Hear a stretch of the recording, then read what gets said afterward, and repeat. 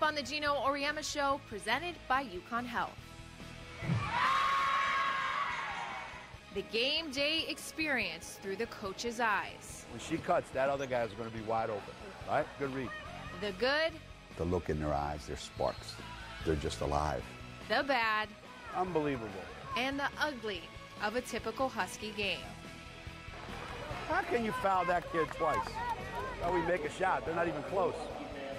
Also, in Geno On, it's the name of the front of the jersey that matters, not the back. I don't know. I think if I was a player that sucked, I wouldn't want my name on my uniform. All that and more on the Geno Auriemma Show.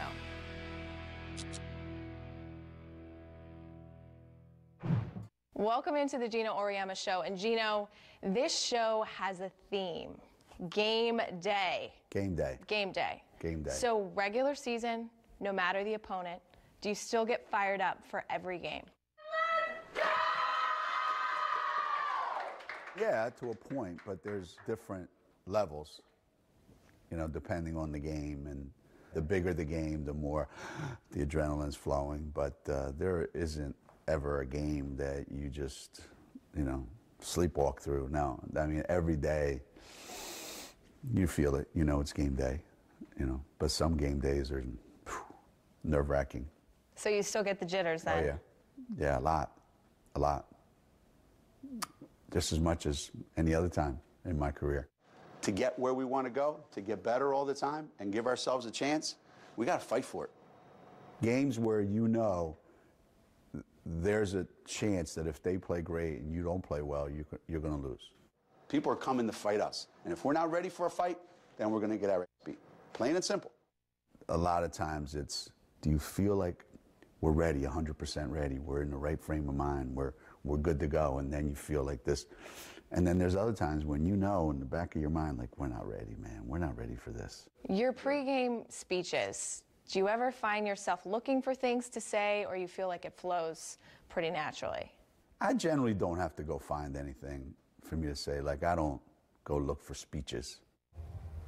The point of this game is really not about those guys or what they're going to do. You know, everything's going to be based on what we do. You know, I'm not big on coming up with some motivating, you know, thing that sounds corny and awkward and made up. The things that we've talked about since practice started, the issues that we've had, the things that we've tried to discuss, the way we've kind of struggled with some things. And these things kind of just linger unless you start getting rid of them. I'm trying to be authentic, you know. I'm just going to tell them this is what I think. This is how I feel. Every one of you on our team is really, really good at something. And everybody on the team really sucks at something that we complain about every day. Everybody's good at playing hard, although not all of you do. Everybody should be great at energy stuff. Everybody should be alert and be in the game, even when they're on the bench. That takes no skill, zero skill. I find myself we're better when we're like that. There were times in the past when I could get in there and I could get really into it, and our players would kind of feed off of that. I think these last 4 or 5 years, it's been more trying to keep them calm so that they don't feel the tension of a big game. The college basketball atmosphere, the band, the students, does that still fire you up? You can feel it, you know, and it just invigorates you. There's been times when we've sat on the bench as coaches waiting for the game to start, waiting for the opening tap. And we would just look at each other and go, man, I wish we had this every single night. That would be amazing. Then we think, oh my God, could we survive having this every single night? It'd be fun to try. When you hear your name announced in... My name? Yes, in the arena, do you still kind of smile inside when... On the road. But not at home, when everyone's clapping for you?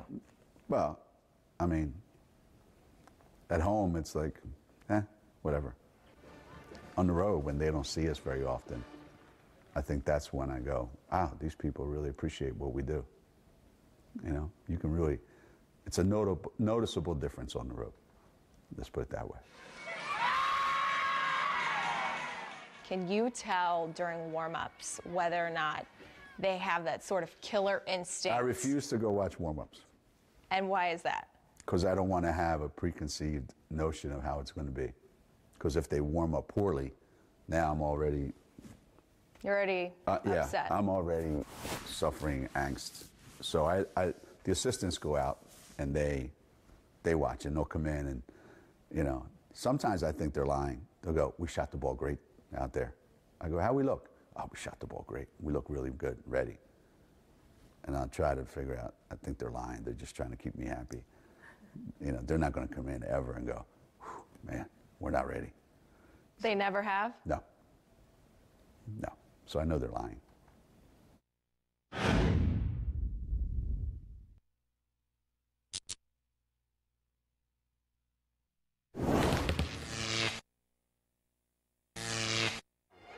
Hey, how are you? Good. Hope you had a great trip. Thanks, I did. Thank you. Hey. Bye. How are you? Good. Good. What's up, man? How was today? Good? Yeah. Everything all right? Everything good? Good. Yeah, say hi to your dad, okay? All right, good. Are these the shoes for these gray uniforms? Do you like it? Yeah, it goes great with our blue uniforms and our white uniforms. But not so good with I don't know our about so gray. What do you think? Let's switch all the ball screens. Okay? Play some 5 red and switch all the ball screens. All right? Let's go. Together. 1, 2, 3. Together. High side, high side, high side. Protect the lane. Protect the lane. Protect the lane. We're not going to just stand here like this and watch this kid dribble out the shot clock. We're going to get up and guard her. He's always afraid to go out and challenge. When there's a screen and this guy comes off to shoot it and you're guarding this guy, don't stand there and watch the guy shoot. We got to get her to play a little bit of defense. It wasn't pretty, but a win is a win, and UConn wins again. You know, the kids that come out of high school come here, they're good offensive players. You're going to have to teach them how to play defense and really commit to playing defense. The ones that don't want to play defense, you have a solution for that. Geno, you talk a lot about body language. What would you consider bad body language come game day? By who? Me Your or players. my players? Bad body language? I think you can tell in the locker room. I like when there's a little bit of tension in the locker room. You know, I like when it's tense. Because I think that prepares you. You know, your senses are up. And just the way we run out, I can feel it on the bench sometimes before tip-off, the way they look at each other. And that usually leads to the way the game starts. Now, right away, you're going, this is not going to be easy. How can you foul that kid twice? Oh, we make a shot. They're not even close. And a lot of times you're right, it's not. So what is good body language then? When you can feel the electricity coming off of players, the look in their eyes, they're sparks. They're just alive. You just are kind of enveloped in it. You just look at, you know, the coaches even look at each other and go, yeah, we got this. Like, we didn't have that at the Final Four last year, and we knew it too. And the players knew it. The players knew it. They didn't have it in the locker room. They even said it afterwards. I said, well, when did you guys know we were in trouble in the locker room before the game? They knew it was different. They sensed it. Who knows why? Where it comes from. With this current team, you've gotten frustrated when things don't translate from practice. Right, right. When it comes to evaluating plays, if they're all not executed like they were in practice, are you okay with that? Can it become robotic when they're just copying what they did in practice? Yeah, I don't think, especially in the big games, I don't think running plays necessarily is going to be what wins you the game. So that's what we try to tell our players. We're just giving you a concept here. Like, this is how we want to approach this, this is how we want to attack it. And in the meantime, you have to be able to see something that's presented and take advantage of it. Most teams are pretty good that you're playing a big game. That's why it's a big game. So they've scouted you. They're allowed to watch film too, you know. So they're going to be able to take away some things, and you have to be able to adjust, you know, your cut, your passes. So we don't necessarily spend a lot of time running our plays, because I tell them all the time, I can either teach you plays or I can help you play basketball and make plays. So dribble over, hit Gabby, and then just play from there. I would much rather have a team that makes plays and knows how to play than a team that's great at running plays. If you had to pick one thing that irritates you most in games, what would it be? Somebody completely screwing up over and over and over again, something that we just spent a lot of time leading up to the game going over. When you're guarding your guys, when we're playing 5 red, you shouldn't be close to them. You should be in the passing lane, but you shouldn't be bodying up to them and then get screened all the time, okay? You got to get off your guy and get in the passing lane. It drives me crazy. What's the point of giving you a scouting report? What's the point of watching film? What's the point of going over it the day before, the day of? And then you get in the game and you don't execute any of it. Unbelievable. If you make 10 physical mistakes during the course of a game, am I going to be moaning and groaning, bitching and moaning and losing my mind? Not as much as I used to, but still, yeah, I will. But I understand you're not going to come out of the game, generally speaking. You make 10 mental mistakes, there's a pretty good chance you're not going to be playing. I can live with physical mistakes. I can't live with my bad. I forgot. Nah. Then it's like, I'm kind of sarcastic sometimes. No, you didn't forget. I forgot. You shouldn't be playing. My bad. The thing that drives coaches crazy is the same mistake over and over and over and over again. I can't be correcting the same thing every day. That ain't a tired play. That's a dumb play. Tomorrow, I want to correct something different than I did today. That's coaching and teaching. Remember I told you today? Right? What I told you today? When you come off that step-up screen and she rolls, there's no way she's going to be open. Now, maybe she'll be open against some of the bad teams. You take one more dribble. But when she cuts, that other guy's going to be wide open. Right? Good read. I like to think that this is just another classroom a lot of times. With the minute the guy fronts, and our big guy's right here, we throw it over and we throw it in. Everybody else has got to be out here.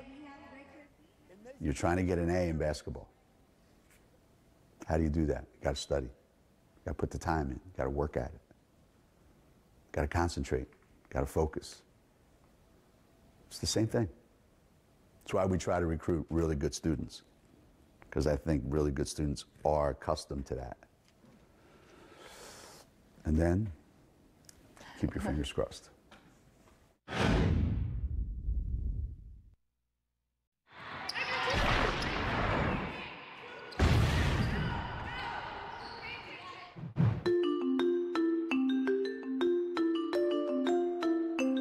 When I was a kid growing up, you know, Penn State, Indiana basketball, the Red Sox, the Yankees, it wasn't important.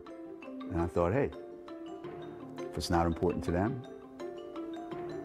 it's not important.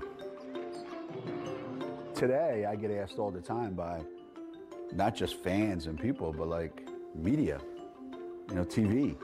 Hey, you need to do this. Why? Well, people want to be able to recognize who the players are. They go, the players on my team that are really good, you don't think everybody knows who they are? Yeah, but you know what I mean. I said, I don't know. I think if I was a player that sucked, I wouldn't want my name on my uniform. So I don't think this is the case, but we're going to ask it anyway. During blowout games, do you think your team ever shows a lack of respect for the opponent? No. Never. Not intentionally. We would not allow that. Although we were playing at South Florida, and Molly knocked in a 3 with 8 seconds left to make it 100. Molly bent for 3. Got it! It's 100 for UConn here in Tampa. They hit the century mark. And we all just like put our hands out like, what are you doing? The bench liked it though. Because they don't know any better. They don't know any better. Do we really need another 3 with 8 seconds left? Dumb. After a game when you win, what is the feeling like? Is it elation, or is there sometimes a relief almost that you didn't lose? We talk about that a lot. A lot of coaches that I know around the country, we think that there comes a point where losing is misery, and it's just miserable, miserable, miserable. And winning is, okay, we got that one. Let's move on to the next one. And you have to be careful that you don't get caught up in that. You should feel terrible when you lose, and this stays with you. But at the same time, you should celebrate wins. That was pretty good. That was pretty good. I mean, it was fun to watch. It really was. And then, you get to hold on to it for one day. Let's go. Together, 1, 2, 3. Together. Good job, guys. You also have to talk to some other people after the game, the media. Yeah. Do you enjoy that, or is it? No. There was a time when I enjoyed explaining to everybody what happened. This is what happened. This is what happened in the game. This is what we did great.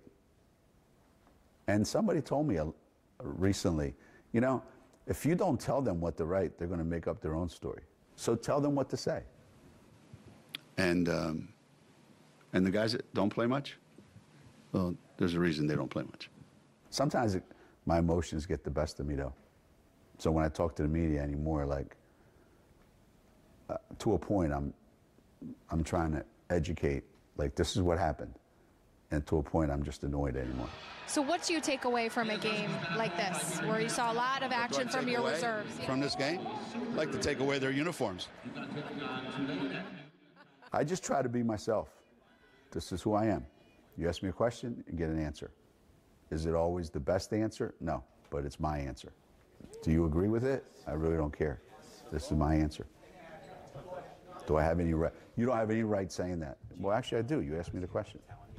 If you don't want me to say it, don't ask me any questions. This is what I think right now. Oh, he's doing that for motivation. No, I'm not. He's getting that technical to fire his team up. No, I'm not. I'm pissed at the ref. And I lost my composure. That's why people get technicals. Now, I know there's people that have ulterior motives. Put this in the media, say this, throw a little dig in there. That's not me. I'm not smart enough to figure all that out. You ask me, this is what I'm going to say. Players often have game day rituals. You hear about them wearing certain socks, eating certain things. Right. Do you have any? Over the years, there's been some that just kind of evolve, Mm-hmm. I remember one year I happened to have this particular watch, so I wore it, and we won. And then I wore it again, and we won. And I wore it again, and we won. So I said, this is going to be the watch I wear every game. And we won every game. And we won a national championship. You just get caught up in it sometimes. One year we won a huge game. I had like a dime and a couple pennies in my pocket. And I thought, that's the ticket. So before every game, where's my dime and where's my 2 pennies? And it had to be the exact same ones. Dumb stuff. Sometimes I find myself counting all the stars in the national anthem, on the flag during the national anthem. I sit there, go all the way through it. And then I get to 48 and I go, did I miss one? Oh, come on, please be right on. 50, got them all. just to do anything to take your mind off of what's going on.